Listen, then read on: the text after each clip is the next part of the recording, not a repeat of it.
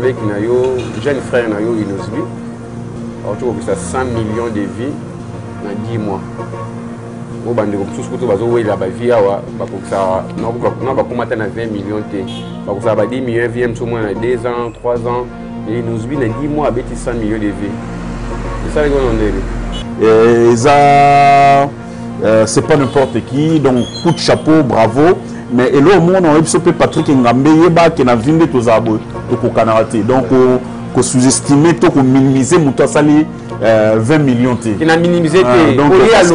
100 millions de vies mais atika au gang la kamaya ata au gang la te ba via mukie to ata au gang la te hein ko ganga ou ko ganga te ma mon déjà tant montant sali déjà œuvre ba télé bien 20 millions de personnes ils ont déjà encouragé par mon psycho. Donc,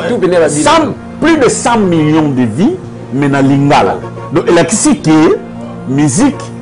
et ça pour oui langue et ça la pour na pays nous sous bayoka mais ce qui est là que ça bien et brille la cabine qu'on a mis son équipe à bout de langue on est côte. Faut en presse. Faut que mon bail na ça en orchestre c'est mon boy. Ceux qui côté mon bail aussi, vous obligé il faut que répondre à côté. Mais Obi ils ont tellement donc ils ont battu son de bazana ba ko critiquer été donc il y a ça 5 3 fois 5 donc il y a ba ko simbe kututi il y a ba ko toucher ta zone intouchable ce qu'on lobika makamna ye et yindi vous comprenez donc ils ont na battu susu à azana na période vérité à ligne vérité mais na ligne vraiment ko tchama kolonanga na terrain wana te na ligne ko tchama kolonanga na terrain wana te na sens que parce que ce qui na lobby na bi société congolaise ndezalaka so na lobby pour na Charlie nana au sepelate so na lobby pour na nana Charlie au sepelate donc je préfère pas que na côté na ma kamwana.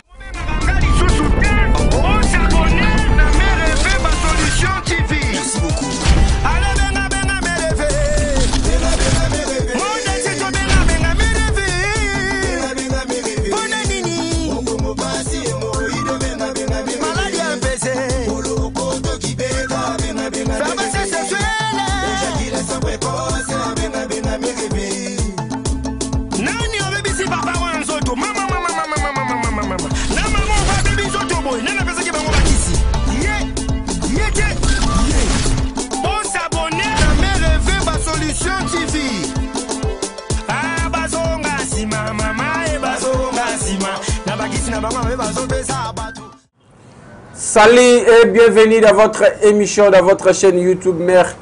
EV Solution TV où est dirigé par Yemoko Koumouya Pape, le grand Maya, c'est chers amis. Je sais que tant que votre humble serviteur Patrick Ngambé, le poids lourd de la presse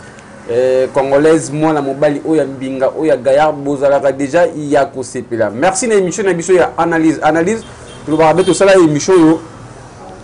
Tout ça toujours au milieu du vieux, tout ça l'émission pour nous partager des idées par rapport à Bandegom sous comme ça et l'on moro boyé même si yo ça autrement par rapport à l'émission il y a analyse pour comprendre que ah bateau baza vraiment la raison par rapport à l'autre ba lobby tout ça l'émission tout ça analyse par rapport il y a makamo tout ezoleka na musique c'est toujours votre humble serviteur Patrick Ngambé Obomesana. Merci à toi Jenabi Komana Sima caméra. Aujourd'hui je suis avec l'artiste et musicien au nom de Harry Matouchima. C'est un artiste et musicien. Mais tout ça, on n'est pas analyse. Parce que l'analyse, elle est toujours parler sur musique. Il nous dit qu'il est nominé Nabitu Award. Tout le monde a quitté. Il nous dit qu'il y a 100 millions de vies. Depuis nous, les émissions congolais, qui 100 millions de vies dans 10 mois, c'est Inosbi. On va parler aussi de les cas entre Ferregola, Fali Poupa, Charlie Presse et tout, qu'on soit dans la boudouga. Tout ça, analyse à Maramoutouna pour te expliquer la réalité à Maramounéné vraiment. Merci à BBC Lukamba Lukambologie, la maman des artistes et Williams Bambo de Sigozali. Je suis déjà avec mon invité, Yamokuna Lelo, leader Harry Matouchima. Bonjour. Bonjour Patrick Ngambé. Bonjour na Batutu Baota Labiso. Na PC vraiment joyeux anniversaire na Batonos Babotami na moi où il y a juillet oyo donc vraiment Nzambe a baxé la bango ebelé na oignon so ezanga na bambula no so leki mais vraiment pour na mbula oyo ezala vraiment succès ezala pena makambo nyonso ya malamu et elanda bango na penser mbala moko na Prince Langimbi wazali mwana biso auto Baksambula donc Prince Langimbi joyeux anniversaire de la part de tonton Henri Matsushima donc tous ensemble voilà bonne santé de Diamaram tout malgré tout confinement malgré confinement na ngolo Nzambe biso vraiment Nzamba sali biso grâce wana malade wana ekutani yina nzela na biso te et puis tire aussi le kotikala jamais ko yana nzela na biso na muke tozozwa tozomeka kobunda oyebi ke na ba confinement oyo na campagne za malamu te mais grâce à Dieu tozo travailler toza bongo na kata studio voilà donc après la chanson du Dikinwani na Mitiki où ils a déjà sur YouTube déjà na ba chaîne nyonso ya Congo awa ce que toujours chez la bango papier mouchoir donc papier mouchoir ils allaient chanson où ils ya et ils a vraiment rumba moko oyo to pesa pena batuna motema moko en plus après wana et to lancer le sous na générique moko donc tout ça la rumba mona générique moko to lancer pour na ba public na biso donc ba continuer toujours que ça la biso confiance les basala biso confiance na chanson ya grand prêtre il était prêtre avant leur prêtre mauvais de tout le temps de tous les jours il y a Didi Kinwani motema malamu moko donc na monate na mokili oyo donc vraiment bazala osepela ba ya Willy Machine ba osepela nde ba sepela kaka ba kulutu nga ba Dani Dende ba vena biso Pacho Muluba l'empereur de Bakwanga donc on a lobby de Pacho Muluba l'empereur de Bakwanga Odilo Mapuya exemple à suivre déjà sepeli donc pour tozana exemple à suivre donc chez Odilo Mapuya direction Gambela na point avenue au Pala et puis on a profité pour sa mbote sur Angelo Central motema ya cascade son à Londres wana donc leader ya assurance na kata Londres donc cascade songo ya maman Angelo Central depuis London City. Voilà, merci beaucoup. On a profité de Baksimbote et pas ya code na biso ya mboka ya Willy Mushini mboti nao au kapatwa Nathalie Capita au capito ya Nathalie. Voilà, Henri Matsushima moza musicien. Ils ont une analyse parce que bande ko batala raba ebida ke tout ça raba analyse par rapport à makambo oyo izoleka mec na yo jeune frère na yo Inosbi autour de 100 millions de vies dans 10 mois. Au bande comme sous kuto bazo wela ba vie awa ba kokisa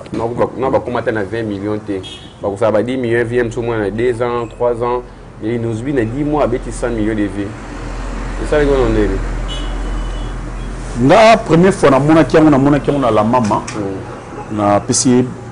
ba ndeko nosu bazaka na page ya la maman ba mbote belé na yemoko donc na talaki na la maman na lobaki le petit a mérité donc asali musala moko oyo nze moko ezanga bêtise nze moko oyo éducatif mais et qui donc, plus de 100 000. Voilà. Et puis, pardon, plus de 100 millions de vies. Voilà. Parce qu'ils ont continué toujours voilà. Au Talamadon, plus de 100 millions de vies. C'est pas n'importe qui, donc coup de chapeau, bravo. Mais et là, au monde, on a Patrick Ngambe, qui a vendu tous les abos, donc, on sous-estimé, on minimisé, on sali 20 millions. Qui n'a minimisé, donc, il y a 100 millions de vies, mais à tout cas, au gang, il y a 100 millions de vies. Attends, au gang, il y a attaque au gang, il y a au gang, mon déjà tant ça déjà œuvre bataille bien na 20 millions de personnes ils a déjà encouragé parce que au moni musala ou la musique ils a passé pour 2 personnes 3 personnes batala déjà basalo confiance ils a mis sa fierté donc coup de chapeau na bateau nyos oyo ba artiste nyos ba sala musala ils ont dit maman et nga na ibsa ka na ibsa bande ko na tout ça na bango arc ata le simbité pour décourager te lobby eza nzambe voilà ils vont prendre pour le loko simbate mais lobby na mystique a fourni na mystique a ngano au frappé na niveau au saranate lelo ba ndeko na biso ba leki na biso ba inos bi bazo kamusa mokili ba kamusa mokili mais nga na lobaka ke ndenge Fabrice Maye so lobaka les savoirs ne ment pas donc ce que oyebi so oyebi te donc petit azala makambo apesi makambo na ye et ndimami donc coup de chapeau na ye ba fleur ebelé à sa carrière. Et puis Azaki nominé na habitué en fait les musiques à Congo absolument les tam molaka parmi il nous vit Azaki nominé ba congolais en fait ba musicien pe belé à rejoiter parce que tout le monde a fait fallu pour le que bitu avoir doit appeler ça encore ba pays anglophone. Mais aujourd'hui il nous vit pas ajouter bitu avoir dans qui va pays anglophone. Vous a nominé en fait so ba nominé est-ce que fait plus ça moi jalousie mo oui. Déjà, qu'on a déjà nominé. Au même temps où on nominera déjà Fally Ipupa. Et il a que Azo travaille bien. Voilà. Parce que ceux qui au travail mal monté, comment on a fait considérer Moussa donc déjà être parmi les nominés, et ça déjà fierté. Voilà. Et ça déjà fierté, c'est le mot il y a bien. Moi on a le Patrick Ngambe quand on biso to zara trop na blabla. Bandeko musu bazo travail. Bandeko musu bazo luka lo lenge ni bakozo ba trophée. Vous comprenez? Parce que pourquoi il faut appeler ça encore na ba pays anglophone. Entre temps, na ndeto be na musique Afrique. Bateau la musique Afrique ezara na Congo. Et puis ne pas donc ezara na Congo qui cherche peut-être pour anglais comment c'est musique, au moins musique. Musique ndenge ezawana, musique équivalente parce que nana to bina ba musique ba Michael Jackson to ebi makamalo ba na katite on comprend donc oui la langue est très important hein ko yimba en anglais ko yimba en français c'est bien bon mais la musique d'abord il y a un mot ko za naturel on comprend hein musique ko sepelisa mutu tamso ayemi on tamso na ki yoruba tamso ayemi on na ki chinois mais tellement tamso ki tarmo ko za wana to mélodie mo bien et emballé et sepelisiyo ou accroché nango donc yo pe ba pesa ino zibida ba tout ba bina siko ce qu'on a langue ya lingala au moins siko donc plus de 100 millions de vies mais na lingala donc il a qui que musique et ezaka pona oui langue et ça la ka pe pona ba pays mususu ba yoka mais ce qui est loko eza bien et brilla kabilo kona nyo son équipe a to langue oni ne kotaka parce que musique ezaka na force mo boye ezaka na attraction mo boye et le fait que ce cas bandi awa au moins mutu so za charisme za maître mais au moins na bouger kakata lokola pa donc il explique côtier on comprend mutu so mona kata musapika donc musique ezalaka eza drogue moko oyo et donc mutu nyonso azami na droit ya on mélange sans que bakanga donc par là na lobake langue est très important mais ce qui importe c'est la musique donc et l'autre comme ça qu'il fallait na biti awa ezaki musique ta kwa beta wana on comprend o peut même inosbi ezaka musique a beta wana donc inosbi a Mbappé banzema ba français a Mbappé banzema ya anglais mais yango te mutemema ki kuna donc kaka yope ne memi kuna donc faut tous la fier na langue na biso parce que la langue oyo ngana lobaka eza meilleure langue du monde voilà on comprend ça va musala bien yope ka ozala no milio olio que la ne comme sous te ko que kozala pour jalousie kozala jalousie parce que jalousie et ben na ko faire agresser ko faire reculer on comprend au fur et à mesure que oza jaloux on va le comme un peu vilain parce que oza jaloux on comprend donc on a la jalousie zalaka na patience zela tango na yo so za tango moninga encourager betela maboko chaye poids et ça la bien voilà merci cause la jalousie ndenge toujours l'idée à autre parce que oza jaloux ba nous on encore ici on nous on mais peu comme vilain le discipline li pas molia moninga yo pour nzamba sanini apa mbola yo tout chapeau na Fally pour pas 4 millions à l'autre téléphone un mois c'est bon bon il n'est pas mamuzo qui ne les binda et puis maestro frère Boga c'est bon bientôt na bi ko ça 2 millions de vies na mon père parce que tu dois avoir ba chumbo pour na Hollande la ba chumbo pour na Hollande ndenge za la kaka leader aux musiciens oui maram tout la musique ndezo kendele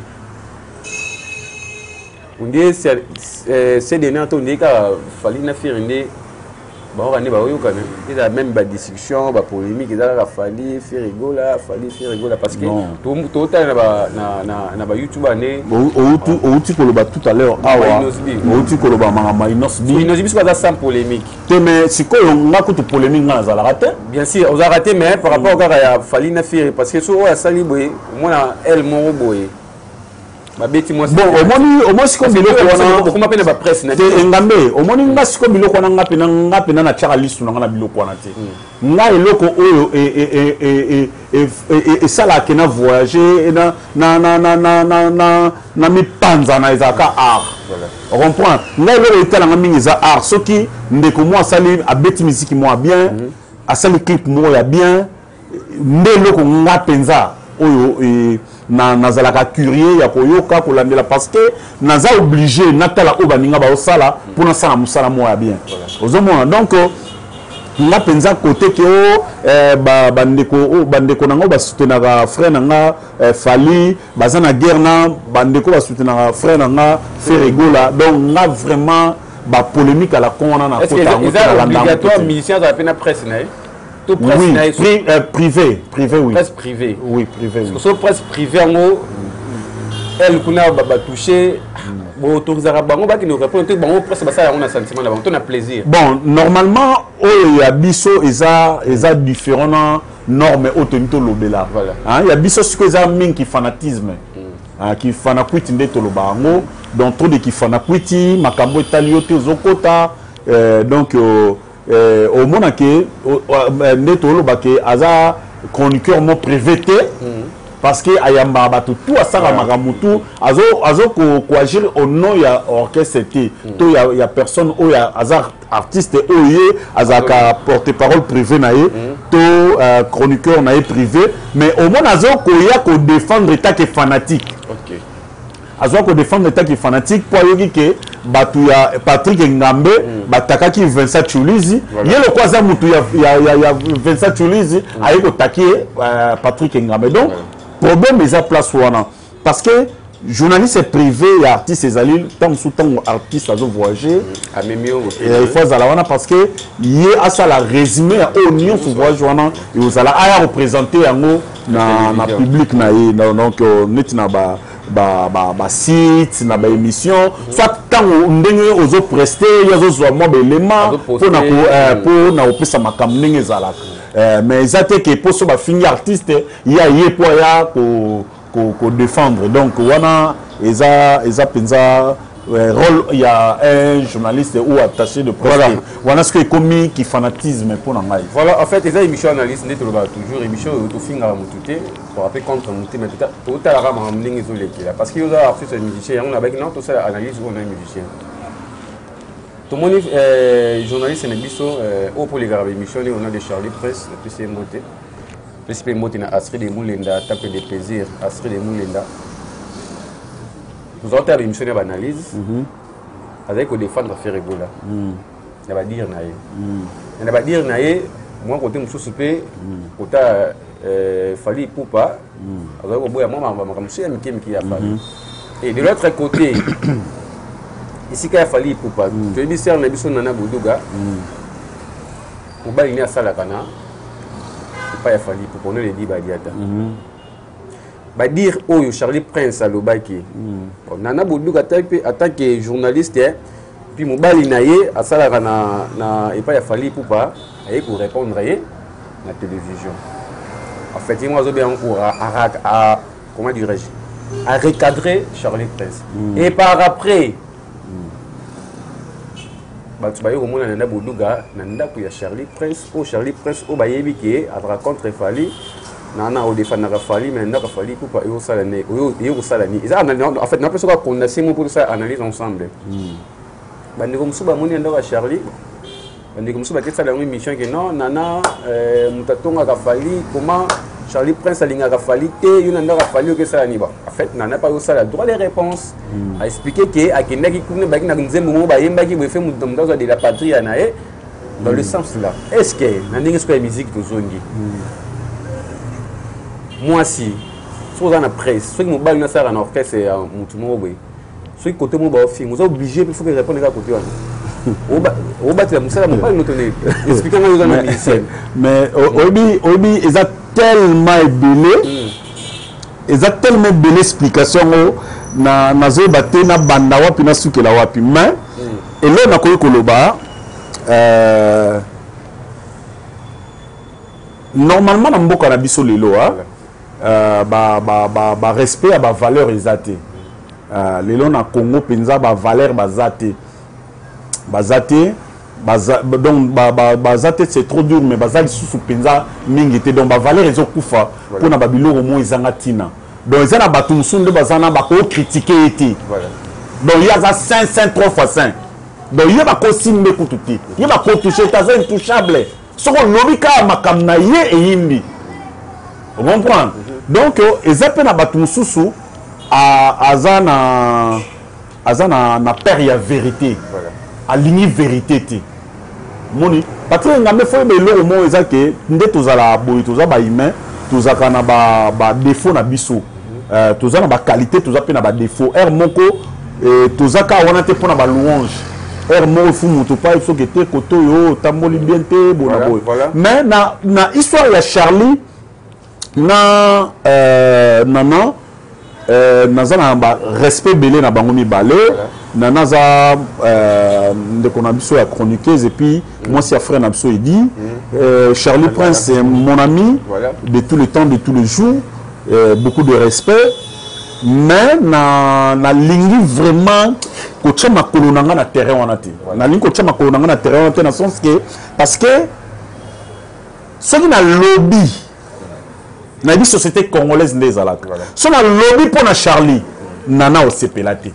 so na lobby pour na nana Charlie au sepelate donc je préfère pas que na kota na makambo wana mais o ngana kolobaka ezali ka ke Charlie aza chroniqueur nana aza chroniqueuse baza batu o baza bana tata moko mama moko donc problème ou pas baza condamné ya au solula ya soki lelo Charlie et nani nana a se retrouver na ndako ya Charlie na moni loko mwa mabe zate ta mususu akendaki ndeko na ye azaki na likamba oyebisa ye mais siko na lobi ezena sur le monde siko na ndenga faute na ndenga faute Patrick Ngambe oza na mwa croque à jambe moko par exemple na kocha nani na bana basi par exemple na la Mégane Princilia Makangila hein bon un problème monaye par rapport ya artiste oyo bino bolobila mais ce que voilà coopération mo bo salaki ya mbongo ezaki avant ce que mbongo et se retrouver par na mopanzi oyo yo na muto na boyoka to kezwa te bon siko nana salini ake kozwa mbongo na ye parce que en plus na lobby ata bongo te ce sont de frères et sœurs nana azandeko ya Charlie azandeko ya nana pourquoi bolinga bazala kaka boui non na posa ke na Charlie il fallait pas siko omoni efoye bailo moko biso na ba fanatique to rande morte ba fanatique oui bazala na lolengi na bango ya kwa jour parce que ba mutu a tchara biso poa comprendre hein yango moni bazala na mot d'ordre mais ces questions ya ko yimeka ko expliquer ba on que te ezaki pona boy mais na ko sepelate ngai na ndenge ya éducation nazala nango na ndenge oyo lelo to lingaka art na biso ezala ini na sepelate na mona Charlie Prince na nana ba osala ba échange de paroles surtout que yana lobby kasi wana ba seleka ki na loba pona siko na sepelate parce que nana za mwasi Charlie za mobali ozomona entre omoni ko sona ya mwasi na mobali surtout sona biso na biso ezala vraiment bien abi Charlie a bon type de déontologie journalistique bon wana siko bino bato ça qui ils appellent d'abord bino ça journalisme te bino ça kasi ala lobi bino ça journalisme YouTube et la vidéo yana lobi bino ça animation bino za ba chroniqueur bino za ba journaliste te donc na ligne qui a rectifier place wana mais eloko oyo tozo kufela eza kaka moko ezaka culture congolaise ezala de l'avant. Comprenez, n'est tout le bas souvent que c'est le Congo qui gagne. Sauf faire à gagner, ils ont fallu pour pas mouta gagner. Sauf fallu pour pas gagner, ils ont fait mouta gagner parce que c'est le Congo qui gagne. Le lot, n'est ils n'ont bien sali plus de 100 millions de vies. Na 10 mois. Na 10 mois, ils ont fierté à Congo. Donc Congolais nous sommes bisika nous sommes allés au beta tolo que ah culture na biso grâce à il y a des conditions inosbi talandenge et tomba mille sous parce que si le patrie ngamé na nenga faute batwa le karabiso na musique en Afrique bazana ba moté biso ne ce que ba structure ezati on comprend ba moyen des athées batwa le kanso azate pour tala so tali na chaîne ya Diamond tala Diamond banda ko ça la musique Diamond azana succès international maintenant ça a plus de 100 millions de vues on comprend pour moi que culture na biso ezaka kamakasi mais ezokufa par rapport à makambo pa moto solo polémique mo ezanga tina oyo ezo construire nango ne logo moté oyo etongela bato ba immeuble te ezo somisa bato ba liwate mais bozo continuer ka ko sala bo continuer ka ko sala ngo mais sikoyo résultat eza nini parce que lobi to koma bapaka bana tozala bana to obota bana kasi lobi da ya otala makambo so sala kiti YouTube meza wana ezalaka seko tikali libela etikali libela obana omona makambo subo okomi nkolo ba chelo video te longola video wana ba longola ndene za yo comment mona ba photo yo muta komi mokonzi mais ba mtile photo wata ako ka otala ngo on comprend so pendant que paparazzi pena sala musala na e mbeli bato ebele baloba te parce que toi na ba faute est belé mais nini presse na biso amekaka ko couvrir ango et surtout que on est de Bantou et puis na Congo de tolo ba biso na ba kino to linga pena vérité ti vous comprenez na betelo li Solomon bo Jomogo aketa la bokilo na e tant que ta bokilo na e azaki na téléphone mo azaki trop chic ce que tant que ta bokilo na e tuni papa téléphone qui toko au soma qui en combien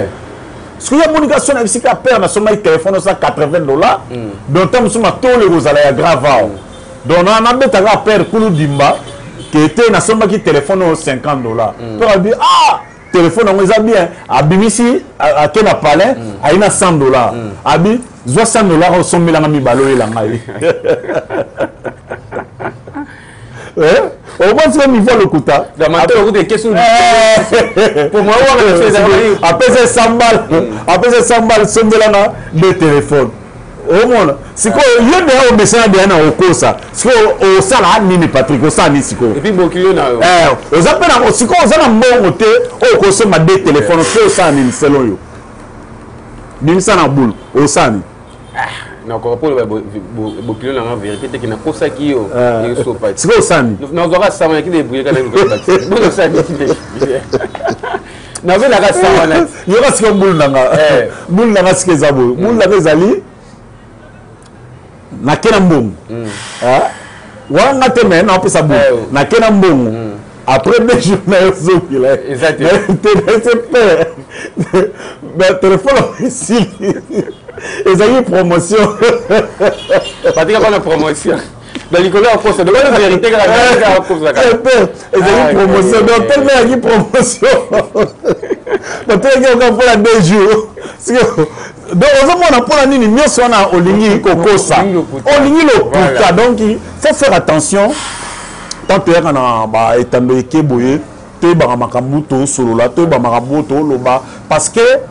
Saute le caméra, on est des frères, on est des sœurs. Donc, tu garder la relation, tu garder le motobolingo, parce qu'il y a un et que ça, la lobby n'a bien. Donc, tout le temps que ça, la discussion, la polémique à la con, et les autres, ça, la culture, on est validé avec la pardon. En fait, c'est validé avec la bateau. que finga mutu oyebi solo mo nga mona na expérience wana na beta pa ba leader nga na oyebi nga na fanda mingi na kulutu na nga le Valois na fanda na kulutu na ngai Adolphe Dominguez na fanda mo muke na kulutu na nga Wera Song oyebi bilo mususu to lobaka ezaka tam so ba imagination comprends et tam so batinda na bango pe batuté na une vérité. Les gens Patrick Ngambe yo oza chemin rêvé ba solution. On comprend chaque non ya ngwana. Tam so yo ka mutu moi cracher sur mer rêvé ba solution. To pas kumu ya papa na pesi vena nga kumu ya papa ba mbote allez. On comprend. Tam susu a émissioté. A émissioté. Mais yo moko au larguer mais tam so pe agissement na ya CP na ngote mais le cause soda na yi. A quoi pour quoi sauter. Faut protéger au CAC. On comprend? C'est la politique. À protéger au CAC, mais dans le cadre, mais tant que souffrance, il y a cause de l'école. Pour tant que à souffrir, non, parce que, comme on fait un déi, comme on boit la pierre chez et puis, tant que et comme ils sont graves, les sous-temps, au BT, sous ma sas. Donc, il y a un moni, Babylone, sous ces armes, on peut avoir la liberté. Mutwatin Dakar, monsieur Zaka, sentiment, Monica qui a touché, vient dans un peu pour répondre. On va saluer dans un bon peu pour salabo. Donc, monsieur pèse à la rapé, et à la rapé, il y a routine la pèse. Il y a routine la pèse, mais mal selon la, nous avons un mingi à la il y a routine dati. Mingi à routine dicate, pour même Babylone, surtout, au Koutana, on a TV, et ça a réaction sur place. Na minute, on a l'idée à Zate. Bino ba misa wenge tona beaucoup tana ba misa maison mère na plateau est-ce que la mine soit Adolphe Fazana est-ce que Wera Zana tango ba bombe ba notinda mawana ba on to benga na téléphone que yo le babo non Bobby leader voilà merci beaucoup leader je crois et surtout que na mboka la miso to linga mingi ba flatteur Bobby que moto oyo a flatter à moi trop après ça raili par moi trop voilà leader je crois ça c'est d'assez l'émission comme Souka je crois que c'est qu'il y a une chose à analyse vous aura toujours au milieu du village vu qu'il y a vraiment construit qui ba missionné to yambaki bon artiste et musicien Harry Matouchima tout ça analyse ensemble. Qu'est-ce que tu peux dire dans la musique? Il y a mort à l'émission de l'eau. Tu veux le très capital là. La polémique, oui, bandaka là. Mais la musique n'est pas zéro. Il nous dit 100 millions, bande comme ça, c'est payé, bande comme ça, yemi. À l'autre téléphone, il fallait que Bimia, bande comme ça, c'est payé, bande comme ça, critiquer. Dans l'ensemble, qu'est-ce que tu peux dire? Message de notre la mission, y compris dans mon président en 4. Merci Patrick Ngambe et puis na CPL qui a trop na monaki vidéo na bino na Instagram nde bozobi na l'autre téléphone c'est ça l'amour oyo ekoki ko sala na biso nyonso atina ngombe mobutu avec atokos donc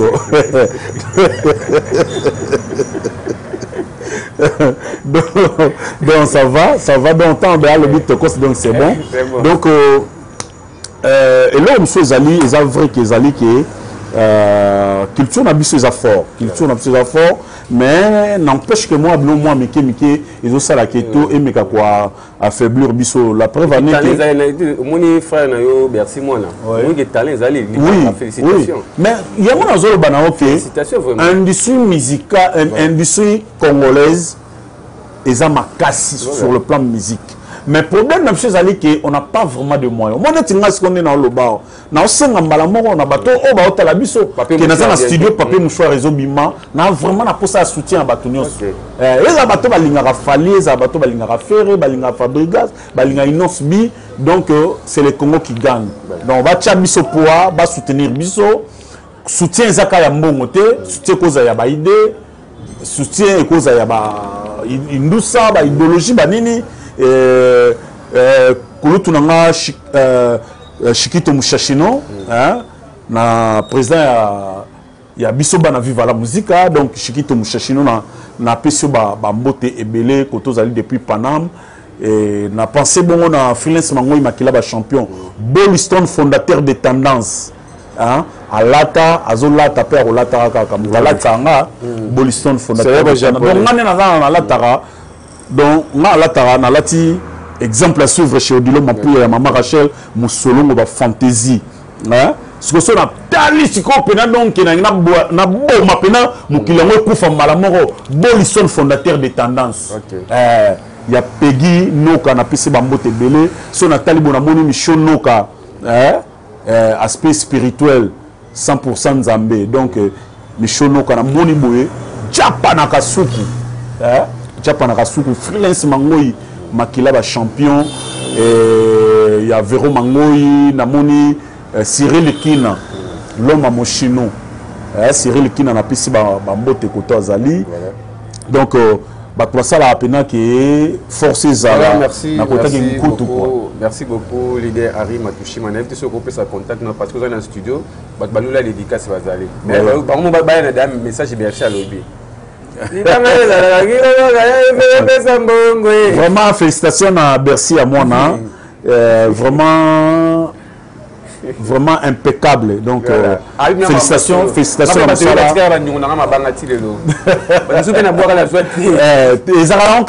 la réalité à Makambo Tokota donc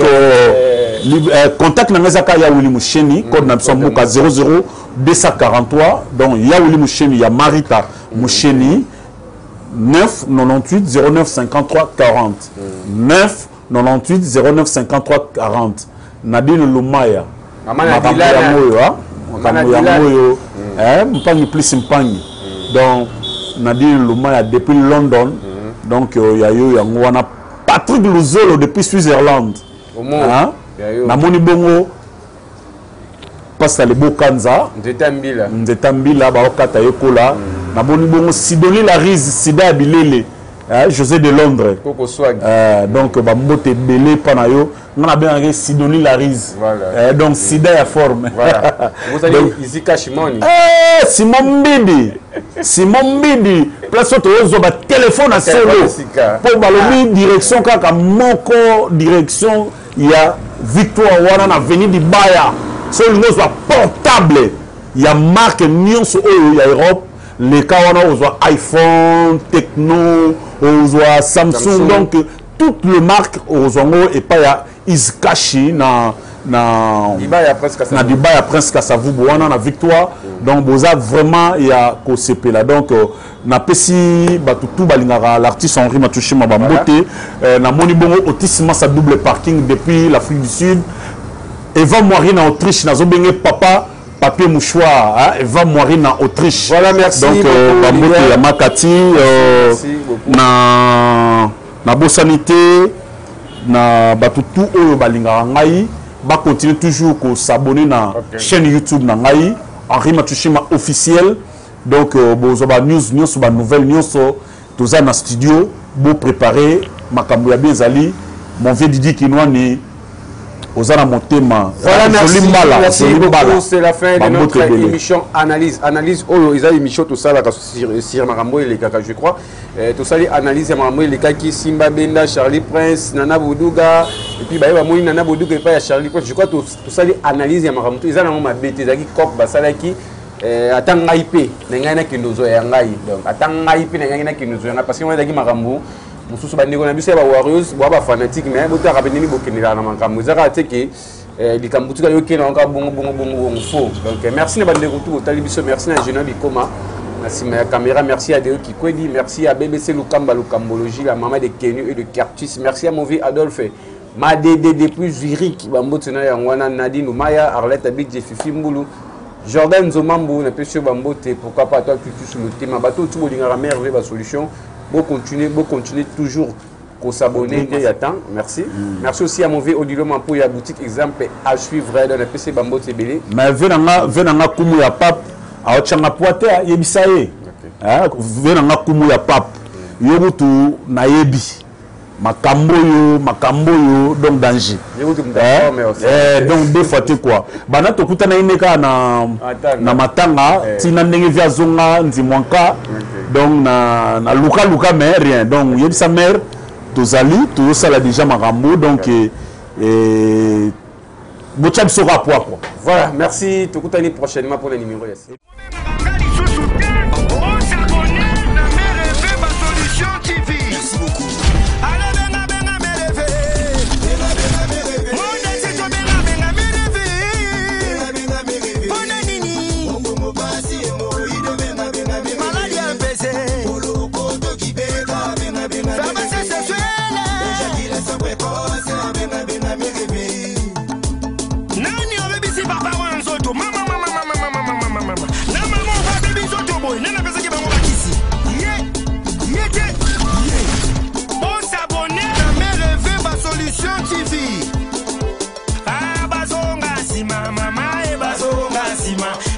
na bango me bazo